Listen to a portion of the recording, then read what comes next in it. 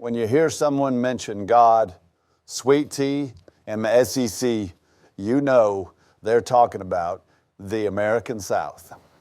They found a diamond in Trinidad Chambliss, and I'm going to tell you this: if they keep rolling like they are, that his name will be mentioned in Heisman as a Heisman candidate. Does the Florida win against Texas keep Billy Napier's job? I think it might. You know, Napier always has that win every single year. You can't spell second to none without the SEC.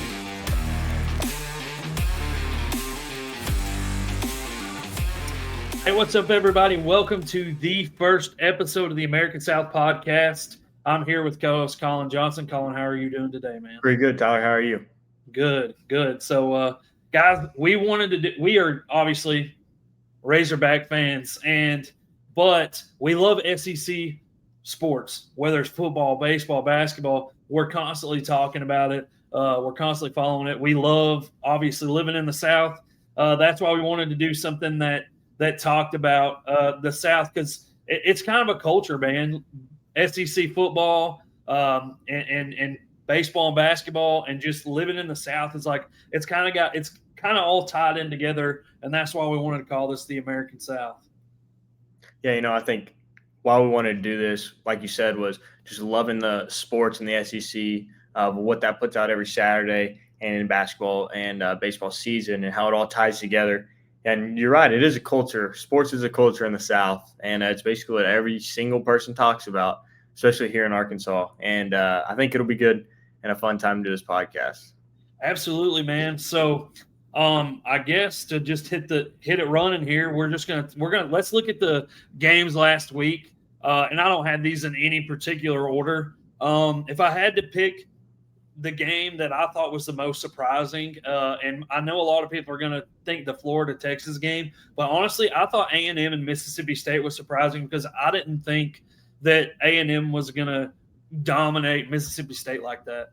Yeah, I thought I would agree with you. A&M putting up 31 points and holding Mississippi State to 9 points, I believe. I thought that gap would be a lot less, and I didn't think A&M's offense would be able to put up 31. Obviously, there were some jump points late in that game. But no, on the Texas-Florida game, Texas has always had a bad offense this year, and their defense kind of struggled. And Florida's had a great defense playing in the swamp. I believe I knew Texas would have a tough time going down to Gainesville and playing Florida, and Florida got the best of them that day. Texas did not look good at all.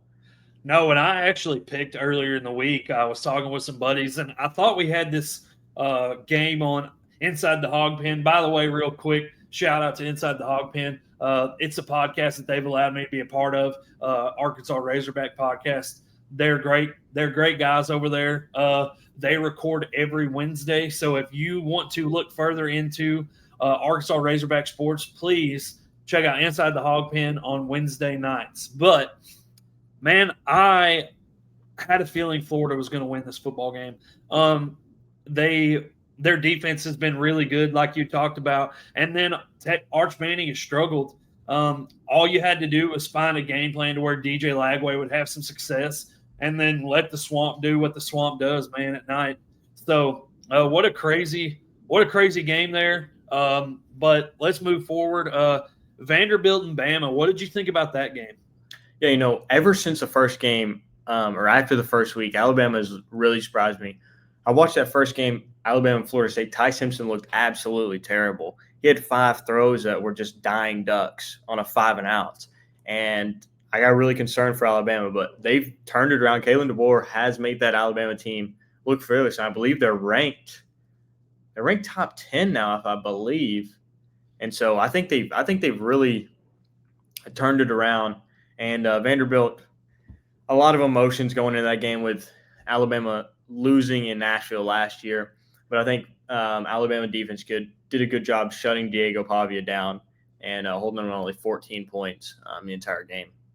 Man, and you really I wanted Vanderbilt to continue what they're doing, man. You had that feeling, though, that, like, at some point this thing's got to run out of gas because I don't think they're a 9-win team. And I wasn't sure what you're going to get out of Alabama, especially after beating Georgia last week at Georgia. So it was cool to see. Hate it that Vanderbilt's kind of hype train kind of slowed down a little bit, but also I think that it's awesome that we have probably one of those teams with Bama that could be a playoff contender. Let's move on to Georgia and Kentucky. Did anything surprise you about that game? No, not really. Georgia did what they were supposed to do. Kentucky is bottom of the SEC. I think they're ranked 16 out of 16 teams in the SEC. Kentucky has no will to do anything at all. And no, Georgia did what they were supposed to do. I mean, they scored 35. I thought they'd win by a lot more, but man, that offense and seems to struggle right now. I just don't think that Gunnar Stockton is one of those kind of quarterbacks that's going to win football games. He's not going to lose football games for you, but he's not going to win football games for you. So if they can depend on that defense and everything, I think that's what separated them between them and Alabama last week is they've just got to figure out something with that offense moving forward. But like you said, Georgia took care of business just like you thought they would. Let's just roll through. Oklahoma beat Kent State. No surprise there. They're rolling. I will say one thing on that. Kent State has played a lot of big teams. I know they played Florida State earlier in the year. I mean, they're probably getting paid $2 million to play these big games. Could be rolling it in, huh? Yeah. Man, Oklahoma, they look good without their starting quarterback, and I know that I think they're supposed to get him back for the Red River rivalry, which is this weekend. We'll definitely hop more into that. But man, something that cool we wanted to do was something to where we could interact more with you guys and things like that. So a way that we wanted to do that is we want to do something fun every episode. And so this week we're gonna play a game every week of some sort. This week we are gonna rank what we think are the top 3 SEC jerseys, and we're gonna start from number 3. Colin, go ahead, man. Yeah, starting on with number 3, I like LSU's purple jerseys with the white helmets. I think those are the slickest with the purple and gold. Obviously not the biggest fan of LSU, but I think their jerseys are sick, so I had to put them at 3. Who do you have at 3? Man, if I'm going to go 3, I'm going to go with South Carolina's black jerseys. I really like the black and the crimson. I think it looks really good, and that's just like one of those more modern looks that you love to see. Yeah, that's who I have at second. Just slick, seeing Lenore Sellers out there, he's the face of the black jerseys when they post it out and on the preview of the ESPN games, whatnot. But no, I think those are pretty sick. Definitely a close one between 2 and 3 for me. Yeah, man, if I'm going to go number 2, a lot of the things that I like are kind of the classics. And man, when you really look over time, one team that uniforms haven't changed a whole lot over the years, and they've been a dominant team, are Alabama's uniforms. They've kind of stuck to the same look for so long. It's timeless. It's easily one of the most recognizable uniforms in college football. So I'm going to go with Bama, just either crimson or white, either one. I just like the timeless look there. They're pretty nostalgic in that aspect of staying the same. At number 1, I have Ole Miss's powder blues. I think those are the cleanest look, one of the cleanest looks in all of college football. But I think them boys pull it off well. I love the powder blues. Yeah, man, it's so cool. I remember it seems like it's only been a few years back for me when they really started wearing those a lot. But it's been a long time now. But man, they are very clean. And when they're wearing them, you feel like that fan base really gets excited.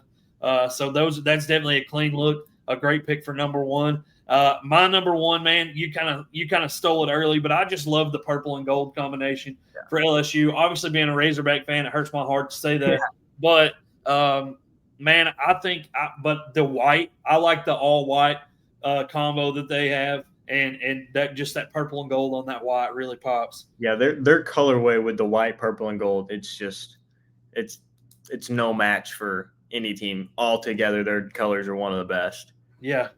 And the cool thing is they're like one of the unique ones in the SEC because you pretty well have similar colors all the way through. You have so much like crimson, maroon, whatever you want to call it, with A&M, Mississippi State, Alabama, South Carolina, and then Arkansas is a little bit different shade of red, but still, and Georgia. But then you go like, and I'm surprised we didn't throw in Florida's on this list. But the color combinations there are just super unique. Yeah, there is a lot of red variations in the SEC, and especially when you get to that purple and gold, it kind of mixes it up a little bit. Yeah, dude, it's just another one of those just timeless, of those timeless, looks and colors. But anyhow, man, let's go ahead and take a look at this week's games. The cool thing about Week 7 is I believe there were several bye weeks last week. We've got all the teams back in action this week, and we got some pretty big SEC matchups again this weekend. Yeah, a bunch with the Red River rivalry that we talked about earlier in the day. I don't know if Napier is going to be back for that game. Like you said, he might be, but that would be a big game with Texas being out of the rankings. And I think Florida Texas A&M could be a big game after Florida got that big win against Texas last week. And then obviously South Carolina and LSU. South Carolina struggled a little bit this year, but with Lenore Sellers going against that LSU defense, it would be a tough matchup for them. And LSU's offense got to get it rolling. Against Ole Miss, against Florida, they scored, I think, 20 points or so with 5 interceptions, one of those being a pick six. LSU's got to get the offense going to be a top team in college football and in the college football playoffs. Yeah, and especially this week without Garrett Nussmeier, they're going to struggle, and who knows what they're going to do there. But the biggest thing for them is their offensive line hasn't allowed them to run the football. So hopefully they get that fixed, because without your starting quarterback, it's going to become even more difficult to compete in the SEC.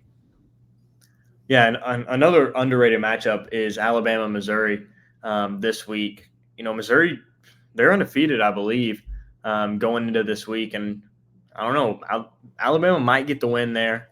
I think they will, but we can go through and pick them here in a sec.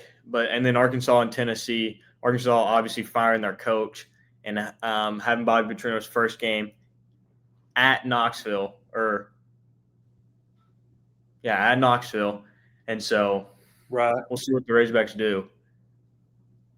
And then that's going to be one of those games. Go ahead, sorry. No, and then the last one that I have down is Georgia and Auburn. Auburn's offense has struggled this year, but I think it'll be a good matchup. Georgia's offense has struggled as well, so we'll see how that game turns out. Yeah, both two teams playing great defense as well, so definitely one of those games where it's kind of interesting to see what shakes out. Let's just start from the top, man. I'll work down through them. What do you think? Who do you got in the who do you have in the Alabama-Mizzou game? I think Alabama offense continues to dominate. Obviously, Alabama being ranked here at number 8, I believe. And so I think Alabama continues that dominance. Missouri's defense is okay. It's all right. But Bo Pebrula has actually surprised me this year coming into Missouri and doing what he did. He was supposed to do at Penn State, but it didn't work out with Drew Aller taking the starting job. But no, I think Alabama wins this game. I'm right there with you, man. I don't think Mizzou has played the level of competition yet that Alabama has had to play. The only thing is Mizzou has fared very well at home in the SEC. That's probably the only thing that I think Alabama has working against them. Missouri is really, really talented at running the football. They play behind that running back. They set up all the play action stuff. It's one of those games where I just don't think defensively they're going to have enough. And I think it's going to be a high-scoring game, but it's going to come down to Alabama is going to get more stops, and they're going to be able to move the ball more effectively. So I got Alabama in that one. If Alabama is able to stop Ahmad Hardy for Missouri, I don't think it would be a game. Missouri's offense goes through the run. The better the run gets, the better their offense gets to open up the passing lanes. But no, I think Alabama wins that. I agree. I agree. Let's see. Next, we got Ole Miss and Washington State. That's one of those games where obviously you're pretty well sure who's going to win, and the only thing that you have to look at is Ole Miss has Georgia the following week. Yeah. Ole Miss really isn't worried about this week. Their eyes are focused on next week. Obviously, it's not good to do that, but they are. Looking to go 6-0. They're ranked, I believe 4th overall. And so Ole Miss offense is rolling with Trinidad Chambliss. Once Austin Simmons went out, everybody's worried about that Ole Miss offense, but I believe Trinidad has moved that offense into another gear with Lane Kiffin's led team. Yeah, I think that he brings something that Austin Simmons couldn't bring. He's so versatile. He's fast. He's extremely fast. Runs the RPO really well, and he does a great job of getting the ball downfield. I think that they found a diamond in Trinidad Chambliss, and I'm going to tell you this: if they keep rolling like they are, that his name will be mentioned in Heisman as a Heisman candidate, and I'm surprised they don't have a hype train behind it already. Yeah, no question. And as Ole Miss continues to win, I believe, obviously it's normally the best player on one of the best teams, right? And I believe if Ole Miss stays in the top 5, I believe there's no shot he shouldn't get it with the stats he's putting up since he's came into the starting role. Yeah, something to continue to watch out for, man. Obviously, as the Razorback fan, we have a little resentment for Lane Kiffin, but he's doing a great job there. And what he's able to do with lesser than most of the other SEC schools is pretty encouraging. But also, it's like, man, you got to give the guy a little bit of credit there. Yeah, obviously, I'm not the biggest fan of him, but he's done an absolute fabulous job at Ole Miss. And like you said, doing a lot with not much given financially wise within the NIL world. But, he's turned that program around to be one of the best in the SEC. So Oklahoma versus Texas for the Red River rivalry. Man, this is an 11 o'clock game. Oklahoma's looked really well. I don't really have a problem saying that I think they're going to win, but man, the only thing that allows me to think that Texas has a chance is I don't think Oklahoma has played anybody talent-wise quite as talented as Texas yet. And Texas has the ability to turn it around. Obviously, Oklahoma's beaten Auburn and Michigan, I believe. So they've had 2 quality wins, but I just think that it's a rivalry game. It's going to mean a lot to Texas, and you're going to see the best version of them. I don't think – I mean, they've got to figure out what they're going to do in that offense with Arch Manning. I think that's the biggest question is like you got to change that offense to fit what he does well. You have to figure out what he does well. You don't have Quinn Ewers anymore. You gotta change what you're doing. I think that Steve Sarkisian is slowly learning what he's going to be able to do with that quarterback. And I don't know, man. I hate to call for an upset. I think Oklahoma can play. But like you said, we don't know if their starting quarterback, Napier, is going to be healthy. So, man, I'm going to call for the upset this week. I think I got Texas in this game. Yeah, I just looked it up. Napier's pushing to play on Saturday, but if he doesn't, that could be beneficial for Texas. Texas is going to come off that hard loss last week against Florida and have the energy with it being a rivalry game. And I think I'm with you. I think Texas comes away with this game. Oklahoma beat Auburn earlier in the year, but that was kind of an emotional game with Jackson Arnold, first game back. But no, I'm with you. I believe Texas gets this win in Dallas this week. And if you remember too, there were 2 calls in that game that were not made or they were completely incorrect, and that changed the entire dynamic of that game. And it was super close already. So, and that's an Auburn team that's not top of the SEC right now either. Yeah, no question. Those 2 calls could have changed the trajectory of the game. And but that's football, and Oklahoma ended up winning the game. Right. So we got Arkansas traveling to Knoxville to take on number 12 Tennessee. Bobby Petrino back at the helm, hoping he invokes some memories of the past. But being realistic on my part, what are your expectations? Yeah, offense is going to be fired up. This is going to be a high-scoring game. Arkansas defense can't stop a D3 school. But I believe the defense will be better, but that won't be enough to stop the Tennessee offense. Obviously, Tennessee losing in Fayetteville last year to the Razorbacks is going to have something on the back of their minds, and I believe Tennessee wins it by probably 10 or more. I don't think it's very close. I agree, man. That quarterback that they have right now is just otherworldly. He's playing really, really well. He carved up a Georgia defense, and the only reason that they're not undefeated right now is because they missed a field goal at the end of that game. Mm-hmm. Otherwise, they are competing. They're probably top tier SEC right now. One of those teams that, if they continue to roll, that we're going to see probably in the college football playoff. But we're gonna talk more about that probably in a minute. But man, I don't see Arkansas having an opportunity to win this one. The defense is just not there. I think it's going to be like a 42-24 kind of game. One of those games where Arkansas puts up enough points early to make it look close, but Tennessee's going to pull away and start carving that defense up. Yeah, Arkansas in the last 2 second halves against Notre Dame and Ole Miss have scored, I believe, 3 points or something. Very minimal like that. And like you said, I think it could be a close game at halftime, and Tennessee runs away with it in the second half. Absolutely. Let's see. Who else we got? Georgia and Auburn. Yeah, Auburn. I think Georgia will have its way with Jackson Arnold and the Auburn offensive line. Jackson Arnold's taken an unbelievable amount of sacks. Like in the Oklahoma game, 9 or 10 sacks. Just unbelievable. You got to get the ball out in that aspect. Both offenses really struggled, but I believe Georgia takes the win here. Yeah, no, I agree. I think it's going to be a defensive battle on this one. Auburn actually has a pretty talented defense, and them and that Georgia defense, I think it's going to be a super low-scoring game.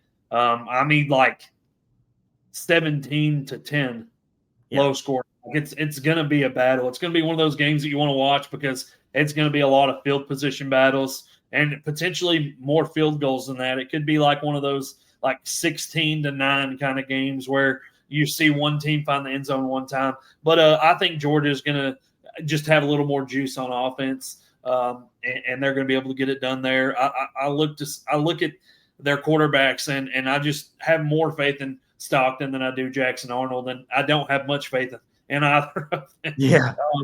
Yeah, I agree with that. At that point, it comes down to the offensive lines, and I believe Georgia has a better offensive line. Yeah, that's a fair point. And then we got Florida at A&M, and it sounds like Lagway is not healthy, which not one of those things if you're Florida right now coming off that win against Texas. And, man, what a terrible schedule to have to follow, playing Texas up with going to College Station, the 12th man. I feel sorry for Florida fans here. I could be absolutely wrong, but I think that they're about to get embarrassed. Yeah, at the start of the season, looking at Florida's schedule, they could have either gone 9-3 or 2-10. There was not much of an in between, like 6-6. Obviously, losing those games early, but getting the win against Texas last week. But I don't think there's a shot in College Station. Kyle Field's unbelievable place to play. Mm-hmm. And I don't believe Florida wins the game. I don't believe they come close if Lagway plays or not. I don't think it's going to be a close game at all. I agree with that. And Marcel Reed looked really good against Mississippi State last week. The guy keeps improving. I know it's the second year with Mike Elko in that offense, but he just keeps getting better and keeps stepping up. And then that defense that A&M's got, man, they're just unreal. They fly around. They're fast. They're big. I think A&M right now is the best team in college football, my personal opinion. So I look to see A&M win big this week. Well, man, what a crazy week of matchups. It'll be fun to watch college football. I'm glad that, obviously, as a Razorback fan, the Razorbacks have a game this week so we can stop talking about coaching search and stuff like that. But some big games that really have some implications in the college football playoff this week. I think we missed one. Hold on. Did we? We probably missed a couple. I think we missed. Oh, yeah, South Carolina and LSU. Sorry, guys. Moving a little too fast there. I think LSU wins this. South Carolina's offense has struggled, but that's one of those games. That's a real toss-up, especially with LSU not having their starting quarterback. I forgot about that. And LSU actually had South Carolina had LSU beat last year, but it came down to a few bad calls that kind of kept them from winning that football game. And I just think that South Carolina finds a way to figure it out this time. I think they don't want that. I think they want to avenge that loss from last year. Lenora Sellers is a great quarterback. They're going to figure out something with that offense. And man, I'm personally, I've got South Carolina winning that football game. Yeah, I forgot that Nussmeier was out, but I believe LSU's defense is the real deal. Showcase that against Florida. Well, Florida's offense has struggled, but I think LSU will win this game. Perfect. Well, we got one for a tiebreaker then. Well, again, I think it's an interesting week in SEC football. A lot of games for playoff implications. There are several teams that still have hopes for making the college football playoff. Obviously, A&M, Vanderbilt with only one loss, Bama, Georgia, Oklahoma, and I feel like I'm missing one. Missouri, Tennessee. Yeah, Missouri. Yeah, I mean, golly, there's so many teams in the SEC right now that have. In the top 16, there's Ole Miss, A&M, Oklahoma, Alabama, Georgia, LSU, Tennessee, Missouri. So there's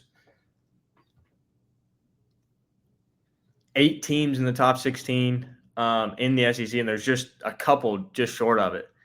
And so you think this is the first year we see 3 SEC teams in the college football playoff? Yeah, no question. Unless later in the year, like Florida beating Texas last week, obviously Florida's not going to make the college football playoffs. Right. Texas was still in the conversation for it until last week. Unless that happens a lot, there will be 2 teams. But no, I think this year there will be 3 SEC teams make it to the college football playoffs. And who do you got there? At the end of the year, I think Ole Miss will make it. Beating LSU already. Obviously, they'll play Mississippi State at the end of the year, but that'll be a blowout in rivalry week. I think Ole Miss, A&M, and then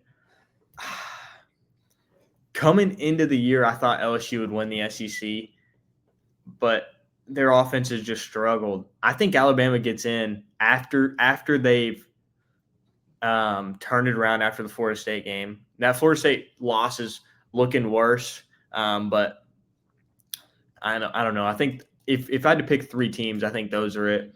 I think Oklahoma's going to lose a couple of games to get knocked out, but right. I'm right there with you, man. I really had my mind set on 3 teams. Is that being what we're gonna that are gonna make it? Ole Miss and A&M for me are pretty well locks. And then you look down the schedule, like you were saying, you go through Bama, Georgia, Tennessee, and Missouri.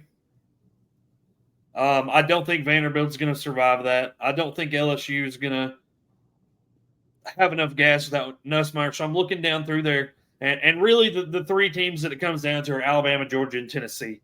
Yeah, are the 3 teams that are trying to sneak in.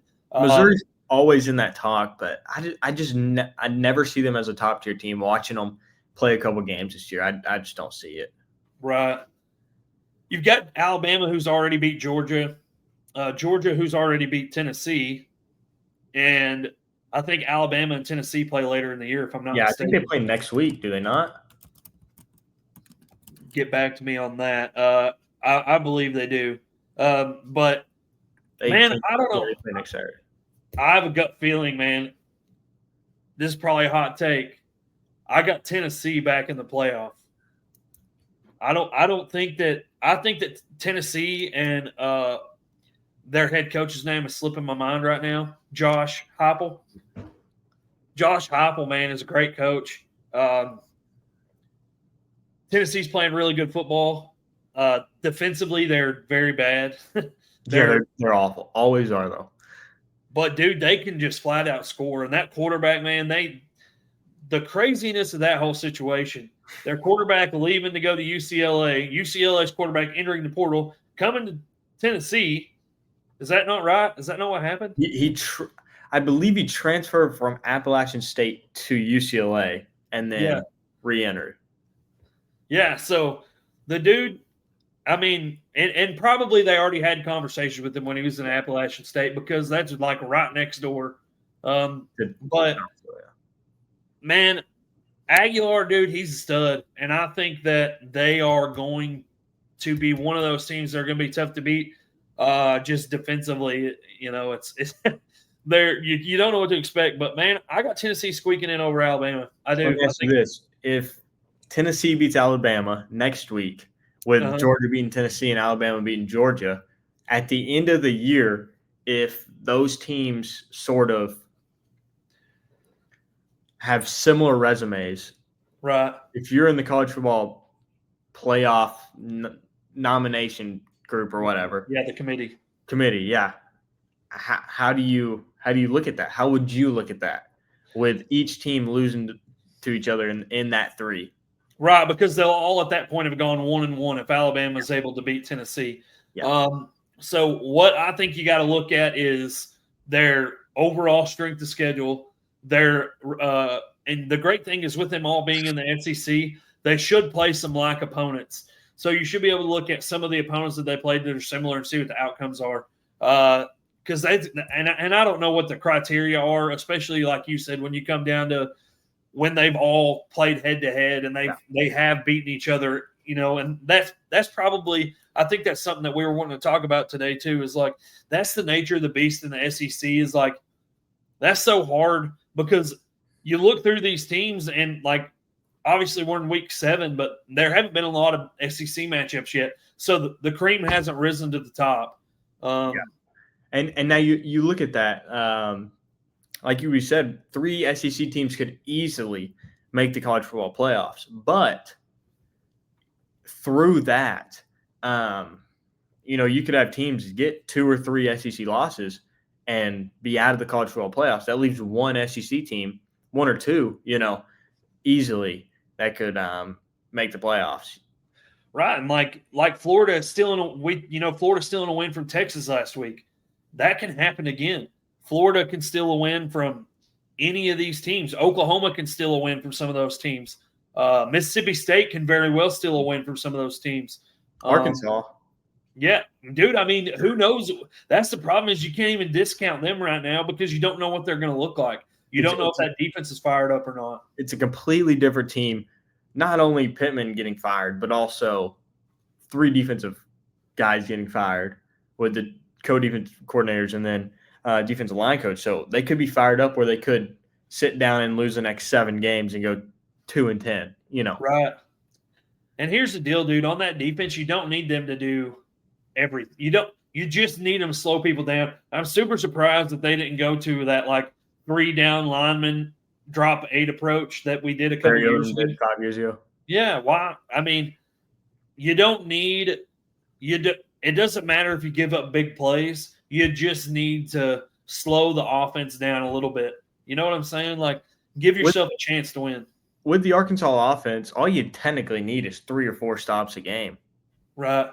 And you could easily win. Right. So yeah, they're definitely a team that can upset a few of these teams. And to our point, is the SEC gonna cannibalize itself? Yeah. I mean, is it going to make it to where getting 3 teams in the playoff is really difficult? Because when you're starting to talk about 3 teams getting in, that means probably you're looking at another 3-loss team trying to get them in again. And how do you not, with the SEC the way that it is, with the teams that we just listed off? And people are going to talk about how good the Big Ten is, man. But here's the deal. Yes, the Big Ten won the national championship last year. And the year before. And the year before, right? But Ohio State did not look great against a not very good Texas team. No. That was a terrible offense game from both sides. And, I mean, looking at the Big Ten, you got Ohio State, Oregon, Indiana is your 3rd team. It's like – and there's not another Big Ten team close besides Michigan, I believe. Yeah, so and Michigan lost to Oklahoma, who I think at the end of the year is not going to make the playoff. Yeah, so you can't put Michigan in. Right. So, and dude, I do think Indiana is really good, especially after what they did to Illinois. I think Indiana is one of those teams that everybody needs to watch out for. But I don't have a lot of faith in Ohio State this year. And who was the other Big Ten school that you had mentioned? Oregon. Okay, Oregon's going to be one of those that we're going to have to wait and see. Dan Lanning is the dude, man.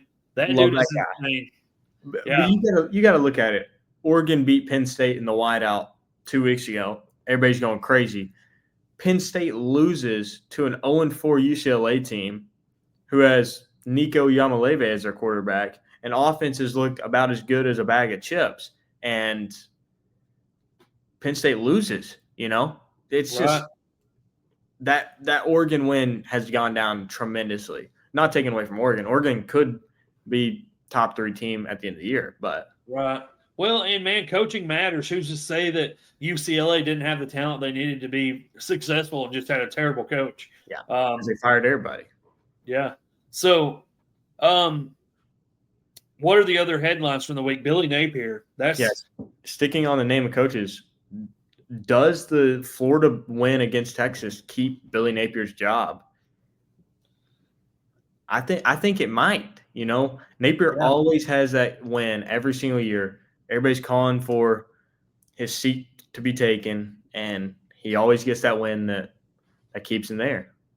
Yeah, man, and it's so crazy because they fired Dan Mullen for going 34-15, and Billy Napier is going to be nowhere close to that record.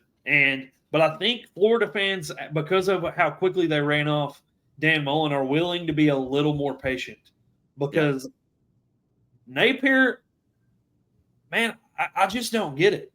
I mean, I do get it because I'm a Razorback fan, and we've been going through the same thing the last few years with Sam Pittman, to where it's like you don't know what you're going to get from week to week. You might beat Tennessee one week, and then you might lose to Memphis the next week. It's like you don't know what you're getting week to week. But I commend Florida for being as patient as they have been. And the word from a lot of the fans on social media is they want to stick with the guy. They don't want to see him run off, and especially after a win against Texas, it's really hard to run him off. But they're going to have to build off of that. I don't think that Texas win will only be fresh on their mind for a little while. And if you come out this week getting demolished by A&M, and then the rest of the season is a train wreck, you're probably going to see the end of Billy Napier as the head coach at the University of Florida. I think the only reason they fire him at the end of the year is if they know they can go get a guy like Lane Kiffin from Ole Miss. Lane Kiffin's doing it at Ole Miss. Now imagine the finances at Florida. Millions and millions more, in the name of Florida. And so I think that's the only reason that Florida goes ahead and fires Napier. Yeah, man, and people are crazy if they think that Lane Kiffin's not interested in that job, because man, the financial backing of not only is his salary going to increase a lot, but what his roster will be able to look like is going to be so much different, man. And dude, like what he's been able to do with the rosters that he's been able to build at Ole Miss, the rosters that he's going to be able to build in Florida are going to be Texas A&M type of rosters. Like he's going to have that kind of money where he's going to be able to go get some guys. And I'd be surprised if he doesn't take that job. If it comes open, it will really blow my mind if he doesn't take that job. Yeah, obviously mid-season, he's saying I'm not interested, whatever. But when it comes down to it, he's going to take the job, no question about it. Looking at Arkansas job coming open, and it's like there's so many names being thrown out with Petrino being the interim head coach right now, and it's like just let the season play out and then start talking about the coaches. Right, because you don't know what the team's going to look like even this weekend. If you have a good enough chance, if things change enough to where you can say, okay, he's still got some gas in the tank. He's able to do the things that it takes to win football games at this level still, then you kind of got to see how it works out. But the only thing that scares me is it's more than just winning football games. It's recruiting in this NIL landscape, which he has no experience with as a head coach yet. He has not had – he's the first year that it really got going, he went down with Jimbo to A&M. He's been at Arkansas the last 2 years. He doesn't really have a lot of experience in that department yet. But like you're saying, it's going to be a competitive year in the coaching market because of the Florida job probably coming open. And there are going to be other jobs towards the end of the year that we haven't even – nobody's even talking about yet.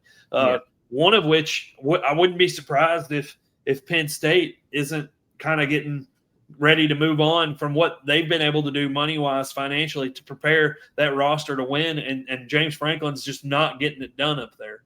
Yeah, you look at it, having 2 losses back-to-back weeks, I don't know what their schedule looks like the rest of the way, but I believe, if they're a 4-loss team, you could easily see them moving away from James Franklin in that aspect. So, man, I think obviously there's a lot of big headlines this week, a lot of good stuff to look at. Do you have that schedule real quick? Yeah, I got it pulled up. They play Northwestern this week, Iowa the next, which will be wins those. And then they go play at Ohio State, and then they play Indiana. Oh, my. Yeah. So Since they could easily lose 4 games. Right, and that fan base is getting pretty impatient. So we'll see. Lots of big headlines this week. Lots of good football games, not just in the SEC but outside of it. Man, it's week 7 of college football, dude. It's flying by. It's so crazy that it's this far. That I think there's 6 weeks left, and then we'll be wrapping up the season. I think what are the Razorbacks? They've got 6 games left. 7. 7. Yeah. There's two bye weeks, ain't it? So yeah. Yep. It'll be 8 weeks.